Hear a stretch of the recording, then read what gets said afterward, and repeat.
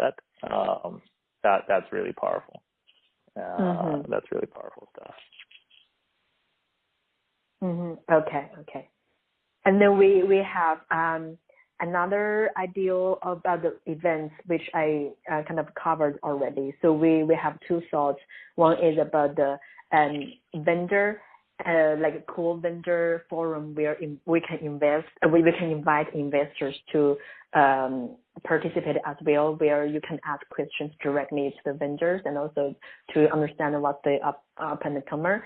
And also we have the end user and investor. Is that just make sure before we move on to the second one, is that one kind of pre-scheduled, or is this kind of a panel call you can set up on short notice? And that's pre-scheduled. So cool vendor event is something that Gartner already has. So we hold this kind of events every year in some big cities, and there are already a ton of vendors coming, but we haven't really invited investors. Right. It's like we will have a set spots, number of spots for the investors. So it's invitation only. So that's one thing. And then the second thing is end user investor forums. So we can either attach the forums to existing Gartner events like symposium, where we have a lot of attendees, and then we can take advantage of the participants there to hold some seminars, and where the analysts can present on certain areas about security, about AI, IoT, and then they can facilitate roundtable discussions where you can ask questions directly to the end user, like the CIOs or the IT decision makers. Interesting. Well, look, I think both would be useful to that idea generation bucket. We had talked about the way we kind of try to do the second part as part of the diligence, if we can, depending if timing works out. A lot of software companies already have user groups, right, in user meetings. So participating in those and hearing live conversations of how the company pitches its wares, et cetera, it becomes pretty useful.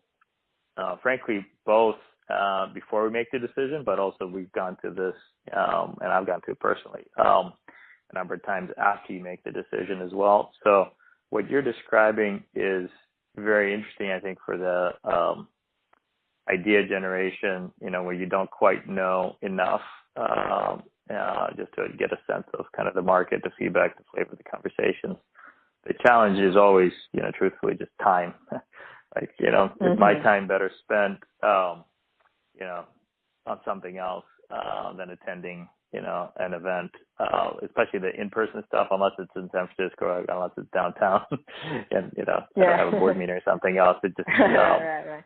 The pre-scheduled stuff becomes harder to participate, because most of our cycles are spent on live kind of deals and evaluations. It's probably 80-20, right?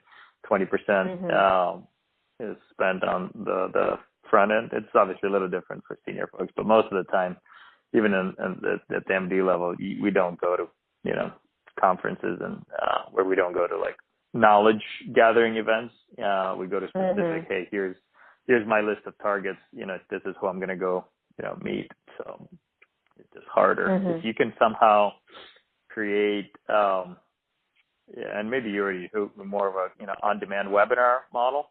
I think that would be more relevant, because again, when you're looking at a particular deal, then all of a sudden you're spending a lot more resources on everything that's relevant to it, and but at that point the event's already occurred. So I don't know if you tape these or anyways, it's just food for okay.